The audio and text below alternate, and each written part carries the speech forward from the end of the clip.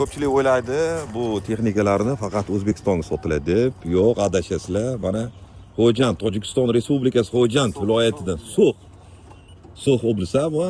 Obunachimiz. Ismingiz nima? Muhammad Ali. Muhammad Ali. Yangi texnikalar muborak bo'lsin. Yil nechida buni? 2014. Buni texnikadan ko'pmi sizda? 5 ta. Bu 6-chi bo'ldimi? Mana. Zapchastlarimizni olib turasiz, Sergelidan, boshqadan. Akalar, mana Tojikistonliklar like bosib qo'yasiz, tabriklab qo'yasiz. Mana aytganimda, faqat O'zbekiston emas, qo'shni davlatlar bemalol olib ketsangiz bo'ladi. Hattoki Eron tomonlariga ham sotganmiz. Texnikaning ishlashini qarang, jim, soat. Olib chiqaring sekin. Mana trailer keldi, Andarxon postga olib borib tashladi. Yo'lga samoxod bu Peregon o'zini oyog'i bilan haydab o'tiladi chegaradan. Mana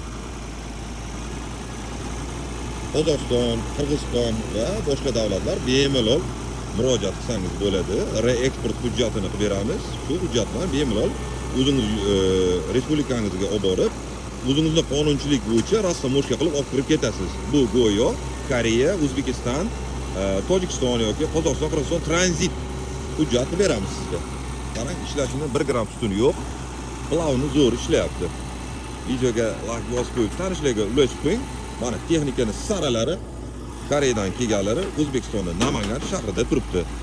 Va bularning zapchastlari O'zbekiston bo'ylab Qodirxon ekskavator markaz do'konlarida bor. Qisqa muddatda respublikangizga yetkazib ham beramiz kelishilgan holatda.